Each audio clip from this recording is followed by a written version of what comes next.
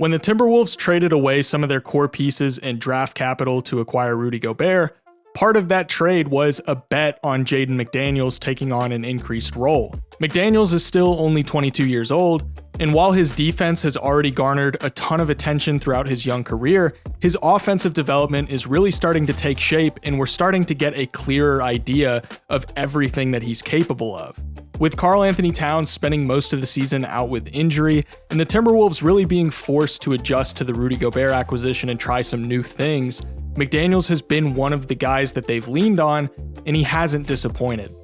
His scoring improvement really may not look like much, going from roughly 7 points per game his rookie year to nearly 12 points per game now, but on a per possession basis, he's actually had a pretty major leap in scoring production. To me, this improvement shows that he's capable of handling an increased offensive role, and the Timberwolves seem to be aware of that as well, relying more and more on him as an offensive weapon and not just a supporting piece. A big factor at play with this newfound offensive development is his growing confidence as a scorer. We always knew that Jaden McDaniels could knock down open threes and attack closeouts and kind of just be that quintessential 3-and-D guy, but I know a lot of Timberwolves fans have been hoping to see him get some more opportunities to showcase what he can do as far as creating for himself, and it looks like we're finally getting to see the results of that on full display. He's showing that he's confident enough to look for his own shots when he gets a mismatch, like here when he gets it on the wing against Nick Claxton, attacking his front foot to get him backpedaling before using a step back to create some space and get the shot off over him. McDaniels has an advantage as a mid-range scorer when teams try to use drop coverage against him when he's operating as a pick-and-roll ball handler. At this point, if you're operating in drop coverage against him, if you give him the space, he's going to be able to put up the shot and knock it down at a consistent enough basis that it's going to create a lot of problems for your defense. Gobert hits him with a handoff, and McDaniels does a really good job of maneuvering and manipulating Kawhi Leonard into Gobert's screen, forcing 𝙖𝙗𝙗𝙪 into a difficult situation. And with Kawhi still stuck on the screen, McDaniels just takes the free space and knocks down the mid-range jumper. His efficiency from every area of the floor this season is the best it's ever been, and even more promising is the fact that he's being assisted on his shots less and creating for himself more. There was a little bit of concern last year with his three-point percentage dropping down to 33% from 36% his rookie year, but he squashed pretty much any concerns about that by shooting 39% this year.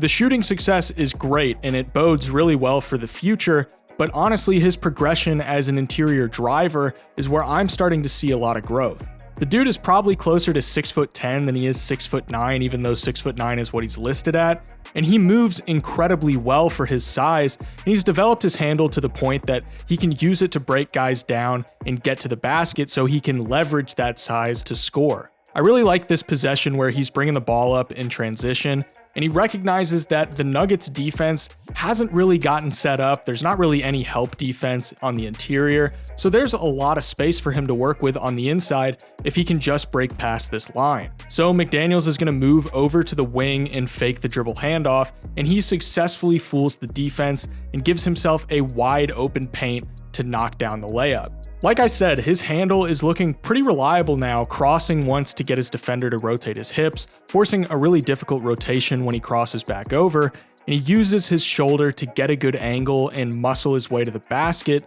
and then he uses some nice touch to get the layup to fall. He's been billed as a 3-and-D guy throughout his career so far, but we've seen with a guy like Mikal Bridges that you can start out as a 3-and-D guy early on in your career, but continue to develop some of the other areas of your game, and eventually, if you get the opportunity to operate as a primary or even secondary option on the offensive end, you could make a leap into something resembling a star player. I think that could very well be the case for Jaden McDaniels. If the mid-range scoring ability continues to develop, that could be what puts him over the edge and takes him from a 10 to 15 point per game guy to a 15 to 20 points per game guy. It's just a matter of if his production scales with more volume. Now we can pivot over to the defensive side of the ball, which is one of my favorite things to talk about with Jaden McDaniels because he is the definition of versatility in the modern NBA. The Timberwolves have had their ups and downs defensively this year, but McDaniels has been one of the most consistent bright spots for them on that end. The amount of work that he does and the amount of roles that he plays is insane, and I'd argue that he's the glue that holds their defense together, and him and Rudy Gobert have been a really good defensive duo this year. McDaniels isn't always necessarily focused on staying with his man. Rather, he's focused on making sure he's close enough that his matchup gets to a spot where a teammate can come over and provide help, and then he can relocate. So when Fox dribbles into these staggered screens up top, he wants to make sure to trail Fox long enough that Alexander Walker has time to pick him up, and then once he knows that Fox is covered, he seems to pick up on the exact action that the Kings are running, so he knows Lyles is going to be flaring out to the weak side wing, and McDaniels makes the rotation over to him and he's able to contest the three. The Lakers are going to run a ton of off-ball stuff here, and keep an eye on McDaniels. He initially calls for Naz Reid to switch on to Vanderbilt and keep an eye on the paint, and Hachimura cuts to the nail to get the feed from Schroeder with the pass ending up in AD's hands. Now Beasley gets into some space where he can get the pass from Anthony Davis, but McDaniels closes out in a specific way that's going to create some problems for the Lakers. He doesn't try to square his hips, he instead blocks off any drive up the middle, understanding that, yes, Beasley is going to be able to get by him, but Beasley's going to be forced into other defenders, and McDaniels is still quick enough and able to move laterally well enough to stay with him, and by the time he shoots, he's still able to contest and disrupt the shot. Jaden McDaniels' pick and roll defense can be a little bit deceiving sometimes, because if you didn't know any better, you'd think that he has trouble fighting over screens, but I'm more inclined to believe that he intentionally doesn't fight over screens in a lot of cases for a specific purpose. Claxton sets the screen for McHale here, and McDaniels fights over it instead of going under it. This is pretty standard for drop coverage, and McDaniels is ensuring that McHale isn't able to get an open look from deep off of the screen. Even though he isn't always able to fight over screens, he's still a good enough screen navigator that McHale likely knows that McDaniels could disrupt any potential mid-range shot from behind, so he's forced to continue driving and either look to get to the rim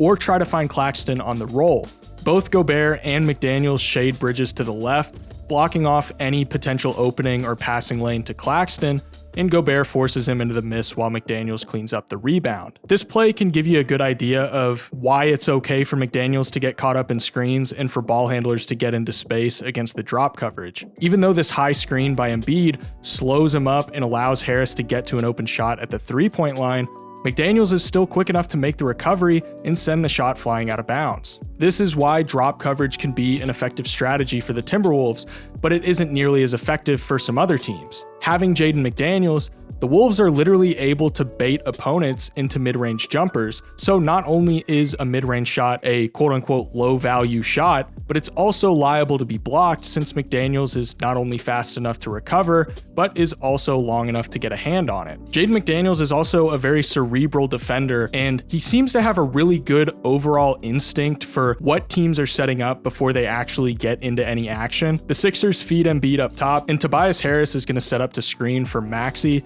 and Tucker is going to come up and set another screen for Maxey coming off of it. Once Maxey takes off, McDaniels doesn't fight over Harris's screen, instead going under it and throwing his hands up once Maxey starts to get near Tucker so that he can make sure Embiid doesn't have an easy pass to him flaring in the corner. He shuts down this action entirely, forcing the Sixers to recalibrate, and when Maxey cuts up top to get the pass from Embiid with the shot clock dwindling down, he completely suffocates Maxey and gets the block as the shot clock expires. When Tobias comes up to get the ball here, McDaniels is initially matched up against Maxey, but Maxey is going to set a down screen for Harris with another screen coming from Embiid, with the goal seemingly being to get Harris a lane downhill to the basket, but McDaniels shuts down the action by switching onto him. McDaniels plays perfect defense, absorbing the contact and then anticipating and contesting the mid-range jumper in order to force the miss. McDaniels is one of the more underrated shot-blocking wings in the NBA right now.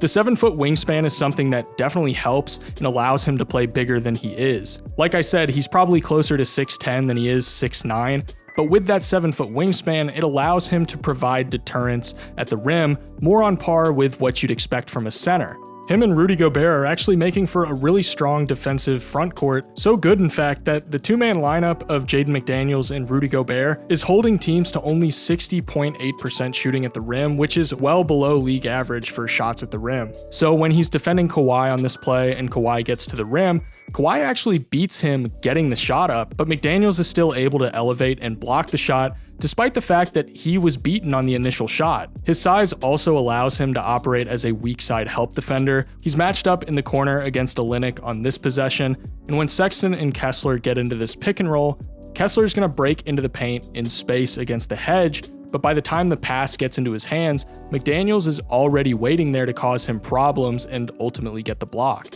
He's really good at timing his blocks, and it allows him to make up for when his teammates might bite or get beaten at the rim. When Looney gets fed inside, Naz Reid goes up with Looney, whereas McDaniels waits a second before leaving the ground, making sure that the ball has left Looney's hands, and then he elevates and swats the ball down, and it results in the Timberwolves getting possession. It's really not a stretch to say that Jaden McDaniels is one of the best on-ball and perimeter defenders in the NBA. As a matter of fact, according to basketballindex.com, he's been the best on-ball defender in the NBA this season, while simultaneously having to guard some of the best players in the NBA. He's been completely shutting guys down in isolation this year. When he's defending in isolation, opposing players are only shooting 35.5% from the field against him. Given how much value he provides off the ball, at the rim, from pretty much all areas of the floor, the fact that he's also a really strong on-ball defender when it comes to defending the best players in the NBA, the best scorers in the NBA, really goes to show that he belongs in the discussion of best defenders in the league.